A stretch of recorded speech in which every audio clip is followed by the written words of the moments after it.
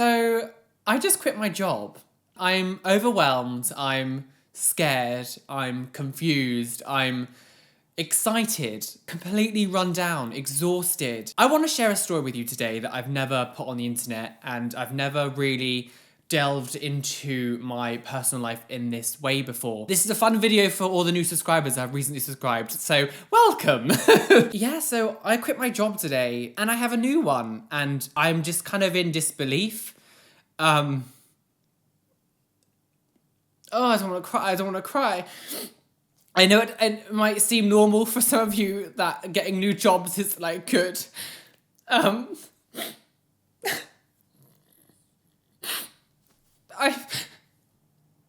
So I didn't wear makeup because I knew I was gonna cry. I'm sorry. I have just had the most horrendous few years with work and with my job, and just not feeling good enough and not feeling like I was worth anything. This is such a huge thing to me. I left school in 2006 and I went to a thing called sixth form, which is like college, but basically you stay in your school for an extra 2 years until you're 18. So at the start of sixth form in 2006, my grandmother died. And I'd lived with my grandparents ever since I was a kid, so it was always like they were my parents, in other words. And so it was just me and my granddad for like a couple years. Midway through 2008, he got diagnosed with dementia and Parkinson's. So it was just a bit kind of like, all this stuff was happening, and I didn't know what to do. I was like, I wasn't enjoying sixth form. I wasn't enjoying this like an academic place, because I had such horrendous like memories of school and things just from bullying and stuff, and so I didn't really know what to do. So I became like a home carer for my granddad. I wasn't able to go to university or anything to sort of like go into any sort of like proper academic things after like school. So I just had my GCSEs, which are kind of useless now. Now at the start it was a lot easier. He wasn't really like that bad. Like as the start of the disease obviously got to him, he was slowing up a little bit and he'd be a little bit forgetful, but like for like the first couple years it was relatively easy. And then as time got on, obviously the disease got him further and further and further, and he became more and more sick, and it just became very, very difficult. So like I was basically a primary care for him. There was someone else who could have done it, but they didn't want to quit their job, and I was okay with that at the start, because it was like, well, they had a high paid job. There's no point them, quitting their job and losing all that money to come and look after him when I can do that myself. So sort of like five or 6-ish years as time went on, it kind of progressively got worse and worse and worse. And obviously you've got to remember that at this point, all of my friends and all of my other like peers and stuff have been to university. They've got like degrees and things, they've got graduate degrees, and like some of them doing masters and stuff. And it was like, and I was still, doing this. And I obviously fell in love with YouTube, and I thought, well, while I'm looking after him, I will, like sort of grow my social media like platform and grow like how I knew how to, edit and tweet and all this kind of stuff and use social media and do all that kind of thing. So if you see any of my videos from sort of like 2012, 13 time, the stuff that I used to do was so like intense. I would do skits, I would do comedy skits, I would do loads of funny things that was sort of like, that took a long time. I was doing music videos all the time, I was doing parodies, and it was just very like YouTube's always been such a huge thing for me, and it's always been something that I have so much love for and commitment, which is why, 10 years on almost, I'm still doing it because I adore it, and it's something that I put so much work and effort into. As he got a little sicker and sicker,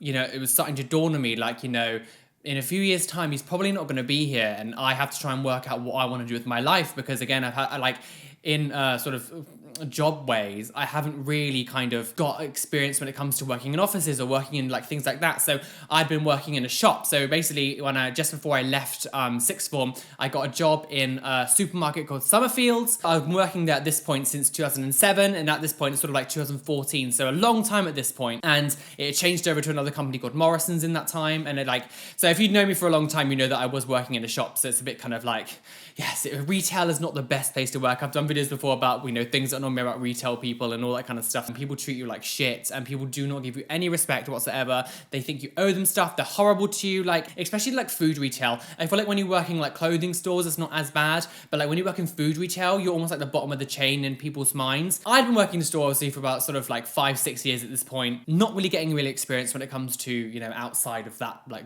world really, and I became very, very much encapsulated and bubbled in this little realm of retail, working my little checkout, working this, and then going home, looking after my granddad. Because at this point, he was still okay to be on his own for a little bit of time, like really small periods of time. So I would work like a few hours and then go home, look after him. And then he started saying things to me like, I'm so happy for your help. I couldn't have done this without you. And all that kind of stuff obviously really got to me because, he had raised me from a child. And then now I'm looking after him. Like, most people do. Like, you always hear the stories about, looking after your parents and stuff. Mine just happened to be my grandparents. But, so I spent all the time looking after him. And he would always say to me, when he goes, I will, get, like, not get a reward. But he said, like, you'll get, something for it. And it was discussed several times that when he was to pass, that the house that we lived in, would be sold off and then split between like the kids. So it was me, Haley, Jason, and Conrad. In my head, I was like, it doesn't really matter that I'm putting my life on hold because afterwards, I'll get something that I can use to then helpfully kind of, let me kind of start a life that I kind of put on hold. Because I did, all my friends again were getting degrees and all this kind of stuff, and I kind of stayed in my little bubble of retail while I was looking after him. And then I was like, well, what's going to happen logically if something happens at the end? Because I'm not going to be able to get a good job. I'm not going to be able to do any of this kind of stuff. So knowing that I was going to have like some money afterwards was okay. And obviously I wasn't doing it for the money because, my granddad's my granddad and I love him. I would have done anything for him because he raised me, so I would look after him. So I wasn't doing it for that, but logically thinking, you have to think of your future. And I was thinking to myself, well, I'm going to get, some money afterwards that can help me start a life. And I've always wanted to move to London. Like living in London and moving to London was always something that I wanted to do. I was never a small town boy, even though I, got very encapsulated in my world. A little tiny part of me was like, I need to move somewhere bigger. And at this point, 2014, I'd grown enough on YouTube that, I was going to London all the time, but at this point I'd go all the time. My sister at this point also lived in London, so I was always coming to visit her. It was always like, I need to live in London. It wasn't even a question. At some point, I was going to move to London. So I was thinking to myself, gosh, after he does eventually pass on, I can use this money to move to London and start a life. That didn't happen. I had someone in my life who basically stole it from me. We assumed that the will had been changed, but it wasn't. That wasn't done through laziness. That wasn't done through... it wasn't done for because we don't want that actually to happen. And I know that my granddad would have known that said person would have done the right thing and, gave us what we wanted, or not what we wanted, but gave us what we deserved, and what was sort of promised to us, especially me, as someone who had put their life on hold. It didn't happen. Basically, they took it all and didn't give us anything. And after he did pass on, it was basically like, you need to move out. You need to find somewhere to live. We need to sell the house. And at this point, we did have carers sometimes coming in looking after him and stuff. And they did said person. I'm not going to say them. They moved in with us as well. And it was sort of like we were all looking after together. So there was never a question in my mind that they would then get a proportion of the house money. That was never an issue, never anything bad, but they took it all. And we're not talking, small amounts of money. I should have got like 40 to 50,000 pounds. Like it wasn't a small amount of money. Like we're talking a lot of money, which is the real reason why I moved to London. I've never really said it on YouTube before. I never told people I moved to London because I physically couldn't stay where I was anymore because toxic people. I couldn't trust them anymore and I couldn't do anything. And my sister said to me, luckily, she was like, come and move in with, as soon as all this happened and we found out what was happening, my sister was like, move in with me. She was like, come to just do whatever, just quit your job and come to London. I ended up transferring to London with my job Morrison's, and that was good, and I was able to move to London. It was insanity, and I know you're probably wondering what's this got to do with you getting a new job, but it all ties in together. So I moved to London and it was scary, it was incredible, but it was the best thing I ever did. It opened up my world in more ways than ever, and I couldn't have done it without my sister, especially because I didn't get the money that was promised, because I moved to London with nothing, literally nothing. And if anyone lives in London here watching this or just knows what it's like to live in a busy city, it is not cheap. It is not cheap in the slightest. It's so expensive. I was so lucky that my sister was here because I had no way in hell I could have done this. One thing that was said to me was the said person who took the money said to me that they were going to give me 6 months worth of rent. I was still annoyed because that's still a fraction of what I should have got. I was like, hey, at this point I had literally zero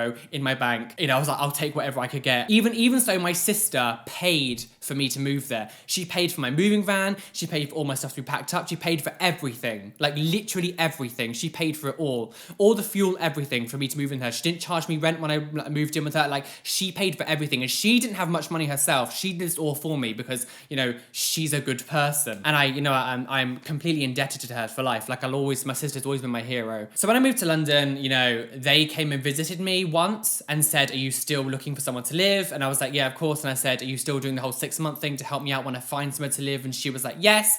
That never happened. I found a place with Callum, my housemate Callum, and there was a room going in his house, and I was like saying, you know, I need a deposit, I'm gonna be moving out, like the rent's this much, obviously you said you were gonna give me 6 months rent, can we do this now so obviously I can give Hayley her house back and, you know, I can move out and start my life. And the response was like, basically, you need to look after your money better.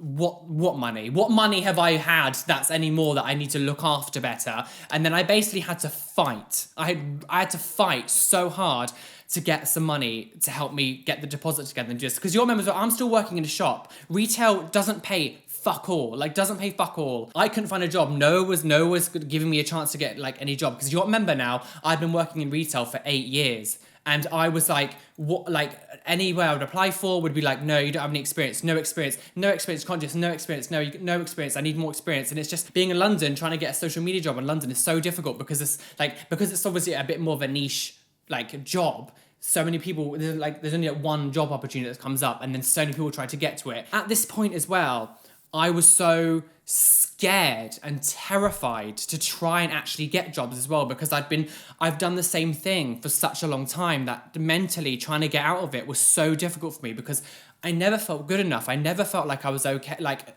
able to do this, like another thing, because I'd been told so many times, you're not ready, you're not good, you're not this, because I hadn't had experience, because I'd put my life on hold for someone to then take all of my money. So I basically had to fight then for this money, so for them to help pay my rent for a few months, and I can maybe get somewhere to sort of settle down and then find like a comfortable place to live, and actually, you know, try and find a job and like not have to worry about working constantly in a retail job that pays no money. So I had to do more hours than normal people would, so I could even afford to live.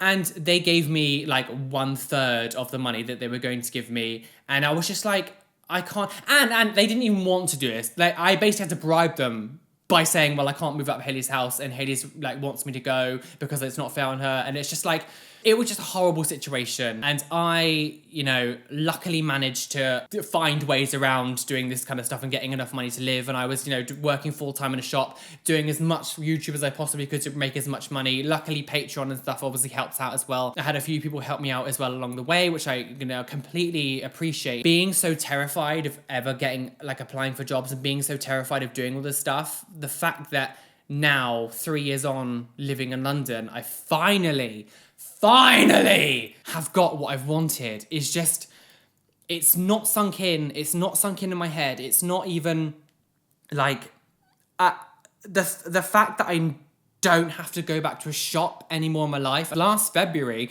they sliced my hours at work in half, and it was just like, and then I had to try and like work even hard doing other things, trying to get money, trying to just like go and afford to live. And I was applying for jobs, and it, like, I just kept getting rejection because of no experience. And it was just like, I was starting to get worried. I was like, what the hell am I supposed to do? Because no matter what I did, I just constantly kept getting rejected. The last sort of 6-7 months has just been emotionally, physically taxing, like to the stage where I was, you know, I've been scared really for my mental health, because it's to that level where it's like, I'm worried, I'm scared, what the hell am I going to do? It's just been very intense and insane. 2 weeks ago, I had a job interview and it went really well, and I was asked to go back to like a test day, I guess, a couple days ago, and I went in and it was amazing. Everything was great, everything went perfect. And then this morning I woke up and I was like on my way to work, and I had an email saying that they had really good feedback from me and I have the job. And I was on the tube and I was just like, okay. Like, I didn't know how to process it. I was like trying not to cry. I was trying to understand what just happened. And then finally, after all this time struggling, trying to get like a different job that isn't retail, trying to get out of this horrible rut that I'd been in, trying to get someone to actually take a chance on me, trying to get, just trying to get my life sorted, like trying to actually fucking start a life that I should have been able to do years ago, but was taken, like that chance was taken from me. Like, I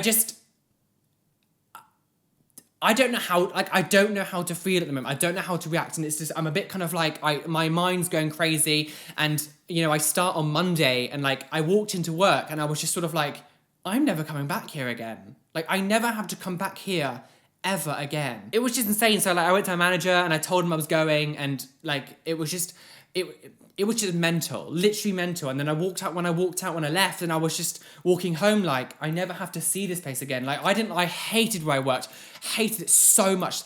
They treated you like shit. You were just a number. Like, they didn't care if you left because, they'll fill your slot within a couple days. Like, retail jobs like that in London, you can get easily. You get them easily, but I don't want to work there. Like, it's mentally, it's just not where I need to be. It's not where I can be. It's not like, it's so creatively damaging and like just sucks all the life at you, sucks all the energy, it sucks all the creative like energy out of someone like me, and I don't have to worry about that anymore, which is why I started getting a bit emotional at the start, because I'd never really I hadn't had time to really sit down and say it, and like this is such a huge thing for me, and it's such a huge thing to like, it's not that I needed validation, but being told that, you can't do it for something for such a long time, and feeling like you're never going to get out of a horrible situation, and then when you do, it's just, I don't know how to even explain this feeling, and it's just intense and insane, and I love it, and I'm just so happy, but I'm also scared and terrified, because I've known a job, and I've known something that I've been doing for